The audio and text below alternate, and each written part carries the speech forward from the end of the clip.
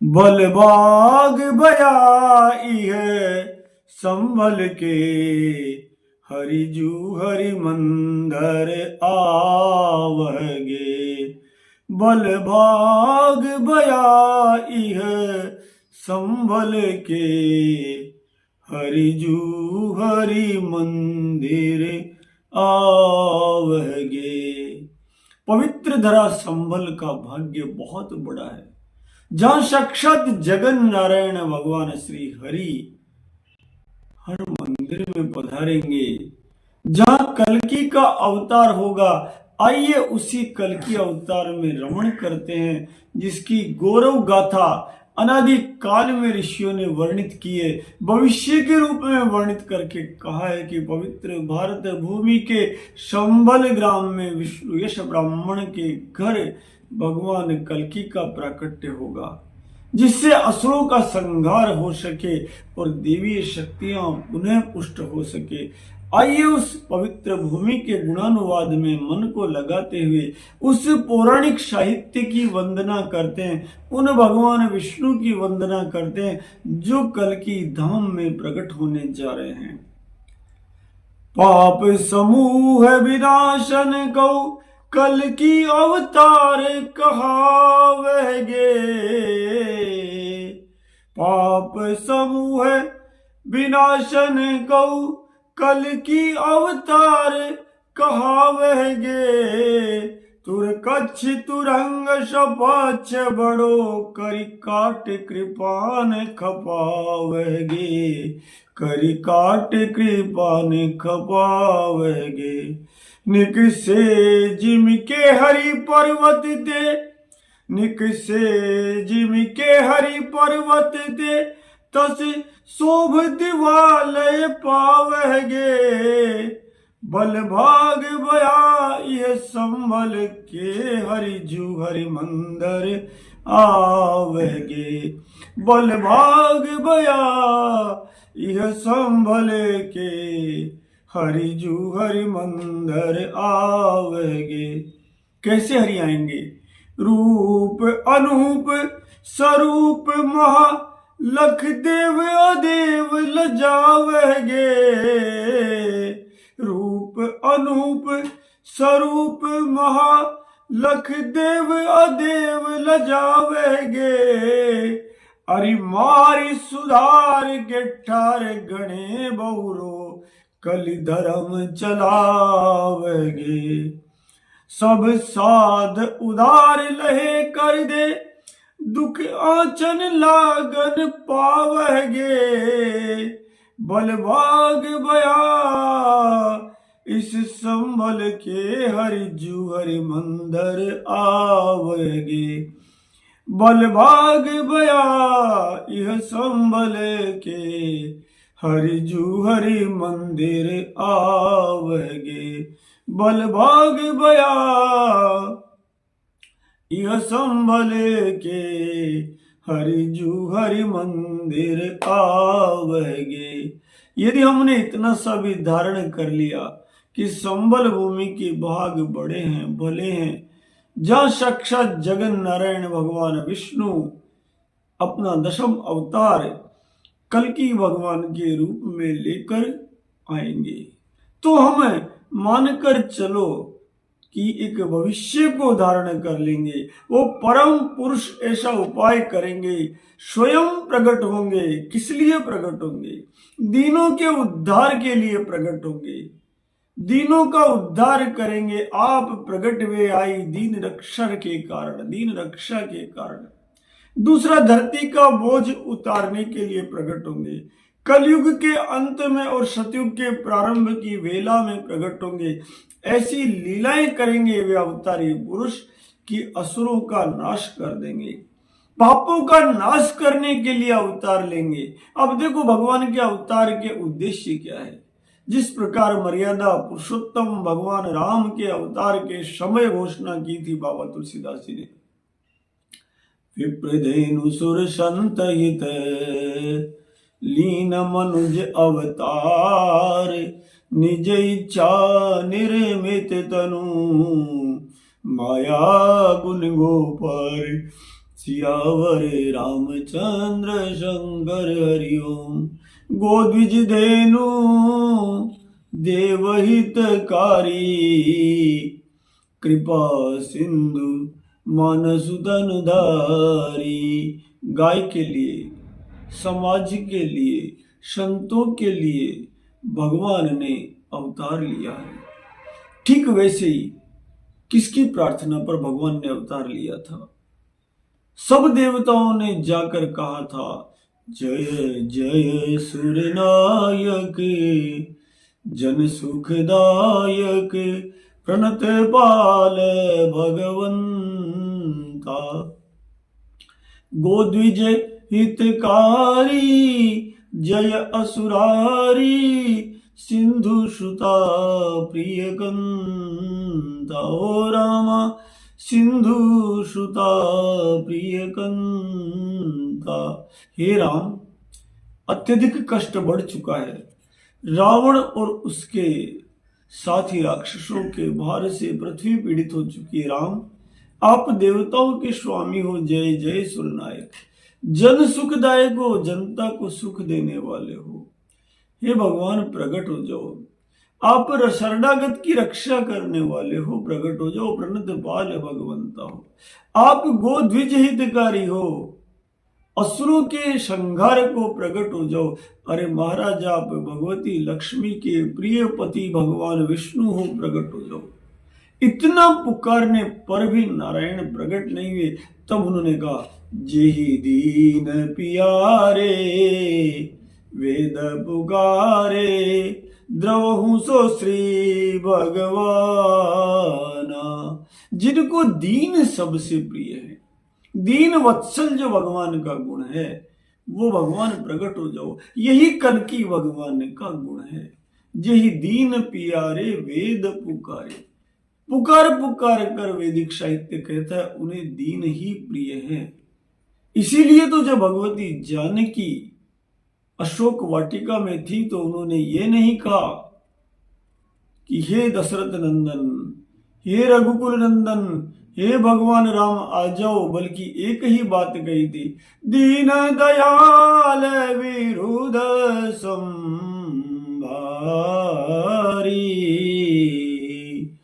हरहु नाथ मम संकट भारी। दीन दयाल विरुद्ध संभारी, हरहु नाथ मम संकट भारी। दीन दयाल विरुद्ध संभारी,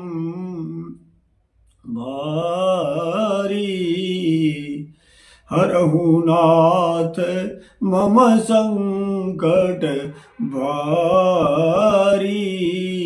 हे दीनों के दयाल, अपनी बिरदावली संभालो, मेरा कुछ नहीं बिगड़ेगा। वही तो पुकार है जो द्रौपदी की पुकार थी, नाथ मेरो कछु ना बिगड़े, जाएगी लाज तुम्हारी। अब ही तो कछु बिगड़ो नाही, पकरत चीर पुकारी। मोहन तुम ही लाज मरोगे, आखिर देख उघाड़ी। नाथ मेरो कछु ना बिगड़े, जाएगी लाज तुम्हारी। हे प्रभु, मैं तो दैन्य भाव को प्राप्त हो गया हूं, आप देख लो। मां जानकी कहती है, जगन माता कहती है, कौन है? जनक सुता जग जननी जानकी, अतिशय प्रिय करुणा निधान की। वो जनक की बेटी है लेकिन जगत की माता है। भगवान राम की अतिशय प्रिय है, कोई परम प्रिय है, कोई प्रिय है, कोई अति प्रिय है। मां तो अतिशय प्रिय है। जनक सुता जग जननी जानकी, अतिशय प्रिय करुणा निधान की। ताके जुग पद कमल मनावहूं, जासु कृपा निर्मल मति भावहूं। ऐसी जगन माता जानकी, जिनके लिए वंदना करते हुए बाबा तुलसीदास जी कहते, ताके जुग पद कमल मनावहूं। चरण स्पर्श नहीं, उसके दोनों पैरों में साष्टांग प्रणिपात करके, युगल पद में प्रणिपात करके और उसे मनाता हूं कि मां निर्मलमति दो। वो जानकी भी क्या कहती है, दीन दयाल विरुद्ध संभारी। वो राम दीनों के दयाल, अपनी बिरदावली संभालो हरो नाथ मम संकट भारी। कितना भी बड़ा संकट हो, अगर इस चौपाई का दोहे के आगे और पीछे संपूर्ण देखकर रामचरितमानस जो राजा राम की मूर्ति है उसकी यदि पाठ कोई कर ले तो संकट तिरोहित हो जाता है। देवताओं ने भी कहा, जय दीन पियारे वेद पुकारे द्रौष श्री भगवाना। जिनको दीन प्रिय है, भगवान को जो लौकिक रूप से बड़े है ना, वो ज्यादा प्रिय नहीं है। तभी तो जानी कृपा करी किंकर मोहू, सब मिल करहूं छाड़ी छल छोहूं। बाबा तुलसीदास जी ने मानस जब रचा, कितना विकट वातावरण था। कोई जनेऊ रखे तो गर्दन कट जाए, सिखा रखे तो माथा कट जाए। ग्राम ग्राम, शहर शहर, नगर नगर, फला फला, जहां भी नारायण का श्री विग्रह लिए कोई मंदिर है, आसुरी सेना उसकी तरफ चली जाए। ऐसा विकट वातावरण, ऐसा शासन काल, जिस समय अयोध्या भूमि पर भगवान राम लला का मंदिर, उस समय पर कोई रामचरित मानस लिखे, रचि महेश निज मानस राखा, पाई सुसमय उमा सन भागा। ऐसा पवित्र ग्रंथ लिखे, हनुमान चालीसा लिखे और कहे, जो ये पढ़े हनुमान चालीसा हो ये सिद्ध साखी गौरीशा। छूटे ही बंदी महासुख हुई। जो ये कह सके, जो हनुमान बाहुक लिख सके और सिंहनाद कर सके, कितनी बड़ी ताकत थी। कल्पना करो हमारे पूर्वजों में, एक तरफ खड़ग चल रही है, बर्छा चल रहा है, गिद्ध नृत्य कर रहे हैं, असुरी शक्तियां, भूत प्रेत बेताल सब रमण कर रहे हैं युद्ध भूमि पर। सब मनुष्यों का मांस भक्षण करने को आतुर है, और जहां भी सनातन का जय घोष हो रहा है, वहीं पर बाबर की सेना दौड़े जा रही है। और उस काल में कोई सिंहनाद करे कि भूत पिशाच निकट नहीं आवे, महावीर जब नाम सुनावे। उस काल खंड में कोई घोषणा करे, तेरे थपे उथपे न महेश थपे, थिरके कपि जे उर घाले, तेरे निवाज गरीब निवाज बिराजत, बैरिन के उर साले। संकट सोच सबे तुलसी, लिए नाम फटे मकड़ी के से जाले, बूढ़ भये बलि मेरी ही बार की हारी पड़े, बहुते नत पाले। ओ बालाजी महाराज, जिसको आप थाप दो, किसकी औकात है जो उसे उठा सके। अरे बालाजी महाराज, जिस पर आप आशीर्वाद कर दो, वो तो शत्रु के हृदय में शाल की तरह चुभता रहता है। अरे बालाजी महाराज, ये जो संकट की बेला है, मुझे रामचरित का गान करना है। ओ बालाजी महाराज, आपका नाम लेने से सारे संकट मकड़ी के जाल की तरह पड़ जाते हैं। मेरे समय बूढ़े तो नहीं हो गए हो, ये लड़ते लड़ते हार ही पड़े, बहुते नत पाले। केवल बालाजी, केवल वाराणसी के संकट मोचन हनुमान मंदिर जैसे मेरे बालाजी गोबर के, वैसे ही संकट मोचन हनुमान मंदिर में बाबा तुलसी के बालाजी गोबर के। प्रार्थना कर दी उनके सामने, जहां भी संकट आया, केवल बालाजी कौन सो संकट मोर गरीब को, जो तुमसे नहीं जाते है टारो, बेगी हरो हनुमान महाप्रभु, जो कछु संकट हो हमारा। बड़े दीन भाव से केवल बालाजी। और ये जो दीन भाव इसीलिए पवित्र है कि जिसका भाव दीन उसका ठाकुर समर्थ। एक बार यदि दीन भाव उत्पन्न हो गया तो गदा लिए हुए बजरंग बली आपके साथ खड़े हो जाएंगे। मर्यादा पुरुषोत्तम राम भद्र आपकी रक्षा करेंगे। पाताल भूतल व्योमस छिद्मचारिण न दृष्टुम शक्तास्ते रक्षितम राम नाम भी। आकाश पाताल धरा पर किसी की सामर्थ्य नहीं होगी अगर राम नाम से रक्षा होगी। तो उसी दीन भाव को बाबा तुलसी ने रामचरितमानस की फलश्रुति में भी कहा, मौसम दीनन दीन ही तू, तुम समान रघुवीर, अस विचारि रघुवंश मणि, हरहु विषम भव। अरे भगवान, मेरे समान कोई दीन नहीं है और आपके समान कोई दीनों का नाथ नहीं है। इसलिए हे दीन दयाल, हे दीनानाथ, हे दीनों के स्वामी, मेरा कष्ट हरो, ये भवभीर जो इकट्ठी हो गई है, संसार की जो कष्ट है, इसे हरो। और उसके बाद तो पता है क्या होता गया, एक से एक ग्रंथ, हनुमान अष्टक, बजरंग वाणी ने वारु तो शपथ राम की, राघुनाथ मर्जाद नाम की, जनक सुधा हरिदास गाओ, ताकि शपथ विलंबन लाओ। तुम्हें आप अपने पिता की सौगंध है, भगवान राम की सौगंध है, तुम्हें अपनी माँ जानकी की सौगंध है। चारों तरफ जो आतताई दौड़ रहे हैं हनुमान जी महाराज, उनका समापन कर दो। ऐसा दीन भाव जब होता है तो फिर ठाकुर को प्रकट होना ही पड़ता है। उसी कालखंड में दशमेश गुरु गोविंद सिंह महाराज ने माँ की धारणा की। प्रथम भगवती सिमर के गुरु नानक लई धियाय, फिर अंगद गुरु ते अमरदास रामदास से होई सहाय। अर्जन हर गोविंद नु सिमरो, श्री हरि राय श्री हरि कृष्ण दिया, ये जिस दिठे सब दुख जाए।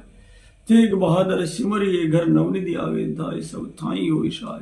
और सिंहनाद कर दिया खंडा प्रथमे शाह जी के, जिन सबसे शार बनाया, ब्रह्मा विष्णु महेश शाह जी कुदरत दा खेल रचाए बनाया। भगवती की आराधना कर दी चंडी दीवार में, और उन्होंने ही कल की अवतार का सिंहनाद किया। और सिंहनाद करते हुए अपनी तीसरी सेंची में उन्होंने कहा,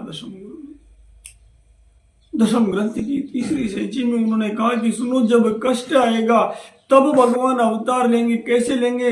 दीनन की रक्षा निमित्त कर है आप उपाय, परम पुरुष पावन सदा आप प्रकट वे आए। आप प्रकट वे आए दीन रक्षा के कारण, अवतारी अवतार धरा के भार उतारण। दो बार कहा कि दीनों की रक्षा के निमित्त भगवान उपाय सृजित करेंगे और आप ही प्रकट हो जाएंगे, दीन रक्षा के कारण इस भूमि का भार उतारेंगे। फिर तीसरी बार का, कलयुग के अंत समय सतयुग लागत आदि, दीनन की रक्षा लिए धरिए रूप अनादि। तब दीनों की रक्षा करने के लिए जब कलयुग का अंत होगा, सतयुग का प्रारंभ होगा, तब भगवान श्री विष्णु कल की रूप में अवतार लेंगे। और कैसा अवतार लेंगे? पाप समूह विनाशन कहू, कल की अवतार कहावगे, कल की अवतार कहावगे। तुरकाच तुरंग सपच बड़ो करी, काड कृपान खपावगे, करी काड कृपान खपावगे। निक से जिम के हरि पर्वत ते, तस शोभ दिवालय पौवगे, तस शोभ दिवालय पौवगे। बलबाग बयाई है संभल के, हरिजू हरि मंदर आवगे, हरिजू हरि मंदर आवगे। भले भाग बयाई है संभल के, भले भाग बयाई है संभल के, हरि जू हरि मंदर आवगे, हरि जू हरि मंदर आवगे। कैसे हरि आएंगे? रूप अनूप स्वरूप महा, लख देव अदेव लजावगे। जब नारायण कल्कि के रूप में आएंगे, अरे महाराज शत्रुओं का नाश करने के लिए आएंगे, कल्कि अवतार कहलाएंगे, घोड़े पर सवार होकर आएंगे, सब असुरों का तलवार धारण कर कठिन खड़ग से सबका संहार करेंगे। ऐसे शोभा से संपन्न होंगे मेरे कल्कि अवतार कि लगेगा पर्वत की कंदरा से कोई शेर सिंहनाद करता हुआ प्रकट होकर धराधाम पर उतर गया है। वे ऐसे शोभामान होंगे कि जिस धरा पर प्रकट होंगे उसके भाग्य खुल जाएंगे, संभल नगर के भाग्य बड़े हो जाएंगे, क्योंकि वहीं पर भगवान श्री हरि प्रकट हो जाएंगे। उनका ऐसा रूप होगा कल की भगवान का कि देखकर देवता अदेवता दानव सब लज्जित हो जाएंगे। सबको असुरों को मार कर वे धरती पर कलयुग में धर्म की स्थापना कराएंगे और सभी साधुओं का उद्धार करेंगे। किसी को दुख की आंच तक नहीं लगेगी। संभल का भाग ब्रह्मांड में चमकेगा, दमकेगा, बढ़ जाएगा। अभ्युत्थानम् अधर्मस्य तदात्मानं सृजाम्यहम् यदा यदा हि धर्मस्य ग्लानिर्भवति भारत। जब जब धर्म की हानि होगी तब तब मैं प्रकट होऊंगा। किस लिए होऊंगा? परित्राणाय साधूनां विनाशाय च दुष्कृताम्। बड़े सिंहनाद करके दशमेश गुरु कहते हैं, रूप अनूप स्वरूप महालख देव अदेव लजावगे। लख देव अदेव लजावेंगे। हरि मारी सुधारी के तारे घने बहुरी कली धर्म चलावगे। बहुरी कली धर्म चलावगे। सब साध उबारे लहे कर दे दुख आंचन लागन पावगे। दुख आंचन लागन पावगे। भले भाग भलाई है संभल के हरिजू हरि मंदिर आवगे। हरिजू हरि मंदिर आवगे। भले भाग भलाई है संभल के हरिजू हरि मंदिर आवगे। हरिजू हर मंदिर आवगे। जय राम लला जय जनक लली। जय जय लक्ष्मण बजे रंग बली। जय जय लक्ष्मण बजरंग बली। राजा राम लला जय जनक लली। जय जय लक्ष्मण बजे रंग बली। जय जय लक्ष्मण बजरंग बली। जय जय लक्ष्मण बज रंग बली। बल भाग बला संबल नगरी। जय जय लक्ष्मण बजरंग बली। जय जय लक्ष्मण बजरंग बली। जय राम जी लला जय जनक लली। जय जय लक्ष्मण बजरंग बली। जय जय लक्ष्मण बजरंग बली। त्रेता युग में घोषणा हुई कि भगवान कल्कि आएंगे। द्वापर में घोषणा हुई कि भगवान कल्कि आएंगे। सत्य युग में घोषणा हुई कि भगवान कल्कि आएंगे। विष्णु पुराण ने कहा, श्रीमद् भागवत पुराण ने कहा और 500 वर्ष पहले परम श्रद्धेय दशमेश गुरु गोविंद सिंह महाराज ने कहा कि संबल भूमि का भाग ब्रह्मांड में दमकेगा, चमकेगा। क्षितिज के इस पार से लेकर उस पार तक, लोकालोक तक देव अदेव सब लजा जाएंगे जब भगवान कल्कि का अवतार होगा। अरे जब वो सिंह प्रकट होंगे पर्वत से, घोड़े पर सवार खड़ग लिए, कितना अद्भुत दृश्य होगा जब आसुरी शक्तियों का दमन हो जाएगा। 15 छंद में वंदना की है कल्कि भगवान की दशमेश गुरु ने, और 15 छंद में 15 बार उन्होंने गीत गा गा कर कहा, अरे संभल के भाग्य बहुत बड़े हैं। ऐसी पवित्र नगरी की यात्रा अभी से प्रारंभ कर दो। ठाकुर का साक्षात वास होने से पहले सत्ययुग तो प्रारंभ हो चुका है। देवी शक्तियों का पदार्पण विभिन्न रूपों में प्रकट हो चुका है वहां, जो अपना अपना कर्तव्य कर रही है ताकि जिस समय पर ठाकुर प्रकट हो, वह प्रकट कृपाला दीन दयाला, उस समय पे वो शक्तियां आनंद मना सके। पहले से ही प्रसूति का घर में पहुंचने लग गई है। आप भी उठो और संभल चल तू, क्योंकि बड़े भाग की नगरी है। जैसे अयोध्या, काशी, मथुरा, ये सब पवित्र नगरियां हैं, वैसे ही बहुत पवित्र अद्भुत से अद्भुत नगरी है, ऐसी नगरी जिसके गीत पुराण गाए। और पुराण के गाने का मतलब आप जानते हैं क्या है? पुराण ईश्वर है, पुराण भगवान विष्णु है। मैं नहीं कहता, स्कंद पुराण में शंख, ब्राह्मण और व्याध के संवाद में बहुत विस्तार पूर्वक वर्णन मिलता है कि ये जो पौराणिक साहित्य है भारत का, ये पूजनीय है। साक्षात जिस प्रकार एकादश स्कंद में भगवान ने, कृष्ण ने धराधाम छोड़ने से पहले उद्धव से कहा था कि सुनो, मैंने मेरी सारी शक्ति श्रीमद् भागवत में निहित कर दी है। मेरे पश्चात यदि किसी को मुझे ढूंढना हो तो भागवत में चले जाना, क्योंकि भागवत मेरा वाणी रूप है।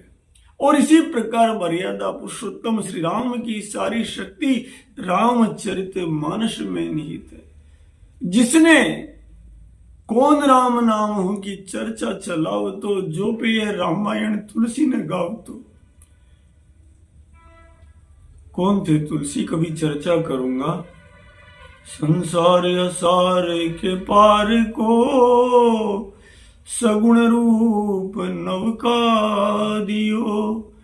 कलि कठिन जीव कलि कुटिल जीव निस्तार हित। वाल्मीकि तुलसी भयो कलि कुटिल जीव निस्तार हित। वाल्मीकि तुलसी भयो। ऐसे ही अवतारी पुरुष दशमेश गुरु गोविंद सिंह महाराज। चर्चा करूंगा उन पर बहुत विस्तार पूर्वक। आज केवल इतना मान ले, पढ़े भले युग की आवश्यकता है। शुरू करें ए फॉर एप्पल से, मीठी मीठी एप्पल से, पहुंच जाए जेड फॉर जेब्रा के चरम पर, धारीदार गधे के चरम पर।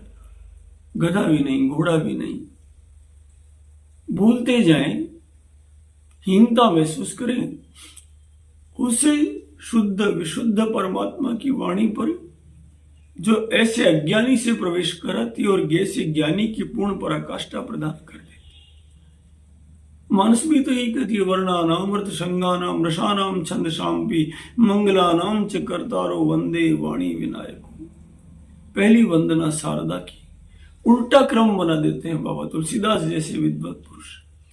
गणपति की वंदना भी बाद में करते हैं, पहले मां शारदा की वंदना करते हैं कि मां शारदा तुम वाणी में आकर बैठो, तब गणपति की वंदना कर पाऊंगा। वर्णान नाम अर्थ संज्ञा नाम, जो वर्णों का अर्थ बताते हैं, उनसे छंद बनते हैं। वो जो संस्कृत है, वो जो हिंदी है, ईश्वर करे शीघ्र ही पूरा विश्व तो आकर्षित हो रहा है भारतीय पंचांग पर, भारतीय भाषाओं पर। हम rain go away come again another day. यही तो कल्कि का प्रभाव है।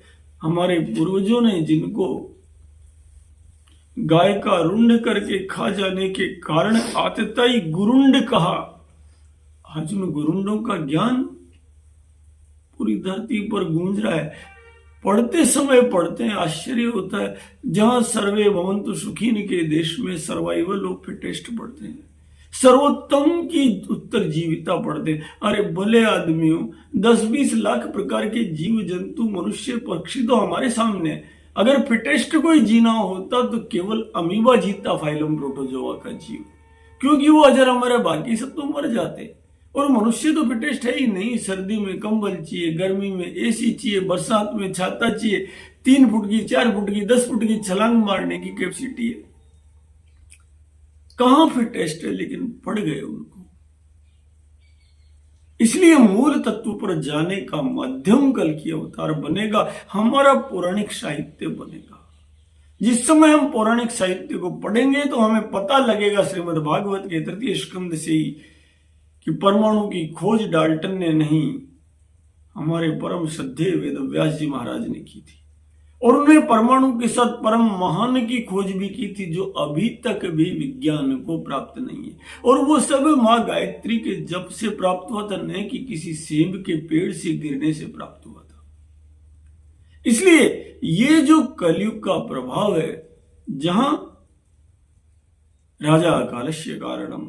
एक ही राजा एक ही समय में रावण होता है तो कहूं महिष मानुष धेनु खर अजखर निशाचर बक्षई। त्रेता में कली का वास हो जाता है और वहीं पर जब मर्यादा पुरुषोत्तम राम राज पर आरूढ़ होते, श्री सहित दिन कर वंश भूषण काम बहु छवि सोहई। अद्भुत राम। तो उस समय क्या हो जाता है, दंड जतिन कर भेद जय नर्तक नृत्य समाज। जीतहूं मन ही की सुनिय अस रामचंद्र के राज। विदुमई पूर मयूखनी रवि तप जितने काज। मांगे बारिधि देहि जल रामचंद्र के राज। कहाँ रावण के कारण त्रेता में कलयुग और कहाँ राम के कारण त्रेता में कृतयुग सतयुग उत्पन्न हो गया। राजा कालस्य कारणम है।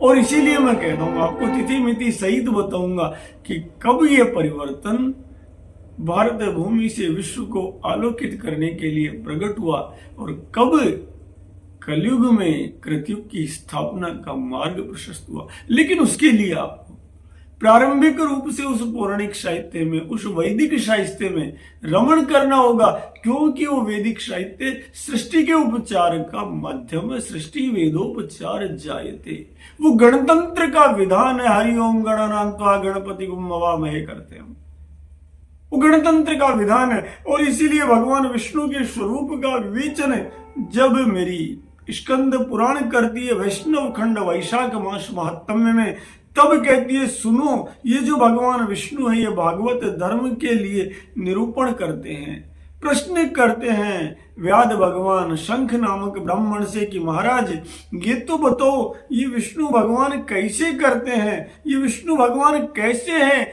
इनका क्या लक्षण है, इनकी सत्ता में क्या प्रमाण है, और ये सर्वव्यापी भगवान किनके द्वारा जानने योग्य हैं, ये वैष्णव धर्म कैसे होते हैं, और महाराज किससे ये भगवान श्री हरि प्रसन्न होते हैं। जैसे अर्जुन ने प्रश्न किया भगवान श्री कृष्ण से, स्थित प्रज्ञस्य का भाषा समाधिस्थ केशव स्थिति किम प्रवासेत किम आसीत व्रजेत किम। ये स्थित प्रज्ञ कैसे उठता है, कैसे बैठता है, कैसे चलता है, क्या करता है। और तब जो कृष्ण भगवान ने कहा था अपूर्यमाणम अचलम प्रतिष्ठम समुद्रमाप प्रविशन्ति सर्वत्र सशांति मापनोति न काम काम। तब जो भगवान कृष्ण ने कहा था वही आज विप्र कहते हैं कि सुनो भगवान विष्णु का स्वरूप कैसा है, ये सुनो।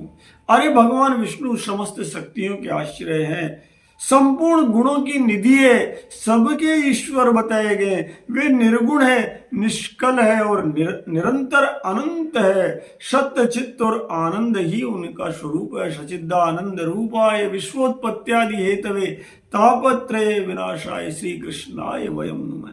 वो ऐसे अखिल चराचर जगत के अधिष्ठाता है, सब उनके वश में है, उन्हीं से उत्पत्ति होती है, उन्हीं से पालन होता है, उन्हीं से संहार होता है, उन्हीं से पुनरावृत्ति होती है, उन्हीं से सृष्टि का नियमन होता है। और ये सृष्टि की प्रवृत्ति जहां से होती है वे ही ब्रह्मा के भी ब्रह्म है।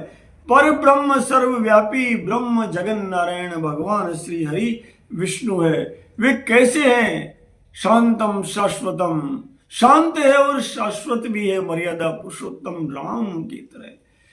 वही शांताकारं भुजग शयनं पद्मनाभं सुरेशं विश्वाधारं गगन सदृशं मेघवर्णं शुभांगं लक्ष्मीकान्तं कमलनयनं योगिभिर्ध्यानगम्यं वन्दे विष्णु भवभयहरं सर्वलोकैकनाथं शशङ्खचक्रं सकिरीटकुण्डलं शपीतवस्त्रं सरसीरुहेक्षणं सहारवक्षस्थलकौस्तुभश्रियं नमामि विष्णु शीर्षा चतुर्भुजं यस्य स्मरण मात्रेण जन्म संसार बंधनात् विमुच्यते नमस्तस्मै विष्णवे प्रभवे विष्णवे। कितना ही गाओ, 1000 बार गाओ तो भी कम पड़ता है भगवान विष्णु का। वो विष्णु कहाँ दिखते हैं? वो कहते हैं वो अनुभव में कैसे आते हैं।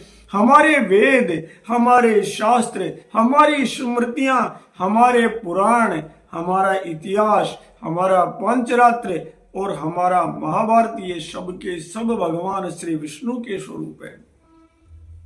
कितने पूजनीय ग्रंथ है। हमारे जितने भी पौराणिक, हमारे लौकिक, हमारे पंचरात्र, हमारी स्मृतियां, हमारे शास्त्र, हमारे उपनिषद, ये सब के सब साक्षात विष्णु भगवान है, विष्णु के ही प्रतिपादक है। इन्हीं के द्वारा हमें पता लगता है कि भगवान विष्णु कैसे हैं, उनके 24 अवतार कैसे हैं, उनके 10 अवतार कैसे हैं। इन्हीं के द्वारा पता लगता है कि हमारा भविष्य कैसा है, कैसे संबल ग्राम में कल की भगवान प्रकट होंगे। इसलिए भगवान विष्णु के ये जो ग्रंथ है, इनको माथे रखो, इनको पढ़ो। इन्हीं के द्वारा महाविष्णु को हम जान सकते हैं। वेद वेद्य सनातन देव, भगवान नारायण को कोई इंद्रियों से प्रत्यक्ष प्रमाण से जान जाए अथवा अनुमान से जान जाए अथवा तर्क के द्वारा जान जाए, ये बहुत कठिन है, असंभव है। इसलिए केवल जो हमारे पूर्वजों ने लिखा है वही साहित्य हमारा आधार है, जिससे हम विष्णु भगवान को जान सके। ये ठीक वैसा ही है कि हमारे भारत में डीएनए टेस्ट नहीं होता। प्रसूति का कक्ष में जैसे ही बालक का जन्म होता है, छत पर जाकर थाली बजाते और बोलते हैं कि फलाने जी के फलाने जी पैदा हो गए हैं, और तुरंत वो बाप बन जाता है, वो बेटा बन जाता है। इसलिए हमने इस विश्वास के साथ इन ग्रंथों की शरण में जाना चाहिए, क्योंकि नारायण बुद्धि से प्राप्त नहीं होता है। नारायण परा वेदा, ये बुद्धि से प्राप्त नहीं होता है। नारायण परम ज्ञानम, ज्ञान से प्राप्त नहीं होता है, क्योंकि बुद्धि का विषय अलग है, आत्मा का विषय अलग है। जल एक है, वो अमृत भी है और विष भी है। यदि पान कर लिया तो अमृत शरीर को पुष्ट करता है, और यदि जल में बैठकर अंदर डुबकी लगा ली, माथे में चढ़ा लिया, तो जल विष प्राण ले लेता है। नहीं विश्वास हो तो डूब कर देख लो, और भाव हो तो पता है जल परमात्मा है। बाबा तुलसीदास जी जब गंगा किनारे गए तो मां गंगा से कहने लगे, अरे पग में लूं तो डर लगे, नारायण बन जाऊं, शीस धरा शंकर बनूं, मावड़ किण विद जाऊं। अरे मां तेरे में पैर डुबोते हुए डर लगता है। मां कितना दीन भाव है, पैर रखते ही लगता है मैं तो साक्षात विष्णु बन गया, विष्णु चरण से तेरा प्राकट्य हुआ है। अरे मां डुबकी लगाता हूं तो डर लगता है, जैसे भगवान शंकर की जटा में तू रमण कर रही है, वैसे ही मेरे बालों में रमण करेगी मां, मुझे शंकर होने का एहसास होने लगेगा। कितना कातर भाव है, कितना पवित्र और पुनीत भाव है। इस भाव को धारण कर लो, भाव के वश में है भगवान, वरना तो क्रिया दक्ष अपि अदक्ष स मूर्ख है। इसलिए भाव धारण करो, अनुमान मत लगाओ, तर्क मत लगाओ, बस केवल आत्मा को पौराणिक साहित्य में, आत्मा को आदि काव्य में, आत्मा को वेद भगवान में रमण करो, और उन्हीं के आधार पर इस नारायण को जो हमारे प्राण रूपी सूत्र में कण कण में पिरोया हुआ है, वही जो सूत्रात्मा प्राण है, उस विष्णु भगवान का ध्यान करो, क्योंकि वही समय समय पर अवतार लेकर प्रकट हो जाता है। इसलिए आइए हम नारद पुराण से, पौराणिक साहित्य का नमन करके ये संकल्प करें कि पवित्र भूमि संभल का दर्शन करेंगे, कल्की धाम का दर्शन करेंगे, चंदोसी जाएंगे जहां वृंदावन धाम बना हुआ है उसका दर्शन करेंगे, और साथ में अपने आप को इस साहित्य में भी रमण करेंगे जो भारत की थाती है, जिसके कारण भारत विश्व गुरु है। उस साहित्य से थोड़ा अपने आप को संभालेंगे, जिसमें सारा ज्ञान बौद्धिक संपदा की तरह सुरक्षित रखा गया है, और जो कुछ बचा उसे विस्तार दे दिया गया है। तभी तो कोल्ड ड्रिंक्स भारत में आए हैं, अमृत नहीं आया। बताऊंगा कभी कितना इनमें जहर मिला हुआ है। यज्ञ कर्म क्रिया वेद स्मृतिर्वेदो गृहाश्रमे, स्मृतिर्वेद क्रिया वेद पुराणेषु प्रतिष्ठित पुराण पुरुषाज्जातम यथेदं जगदद्भुतम तथेदं वाङ्मयं जात पुराणेभ्यो न संशये न वेदे गृह संचारो न शुद्धि काल बोधिनी तिथि वृद्धि क्षयो वापि पर्वग्रवी निर्णय इतिहास पुराणेषु निश्चलो यं कृतः पुरा यन्य द्रष्टं हि वेदेषु तत्सर्वं लक्ष्यते स्मृतो। यज्ञ और कर्मकांड के लिए वेद भगवान प्रमाण है, गृहस्थों के लिए स्मृतियां प्रमाण है, किंतु वेद और स्मृति शास्त्र धर्म शास्त्र दोनों ही सम्यक रूप से पुराणों में स्थापित है। इसलिए परम पुरुष परमात्मा से यह अद्भुत स्वरूप प्रकट हुआ है, इसमें लेश मात्र भी संशय नहीं है। इसलिए जो निर्णय इतिहास पुराणों द्वारा निश्चित किया गया है वह धारणीय धर्म है। इसी भाव के साथ आज की यात्रा को विराम देते हैं। कल फिर भगवान कल्कि के अवतार की चर्चा करेंगे। सैकड़ों खंडों में होने वाली इस चर्चा का फिर से आनंद करेंगे, फिर से हृदय को रमण करते हुए इसमें प्रवेश करेंगे। आइए एक बार भगवान का नमन करें। बोले कल्कि भगवान की जय, राजा रामचंद्र की जय, जगतपति रामचंद्र की जय, अवधपति रामचंद्र की जय, सियापति रामचंद्र की जय, मेरे पति रामचंद्र की जय, तेरे पति रामचंद्र की जय, सबके पति रामचंद्र की जय, जगत जननी गौ मात की जय। श्री नंदी भगवान की जय, श्री बैल भगवान की जय, श्री बछड़ा भगवान की जय, श्री बछड़ी भगवान की जय। हरिओम तत्सत, हरिओम तत्सत, हरिओम तत्सत।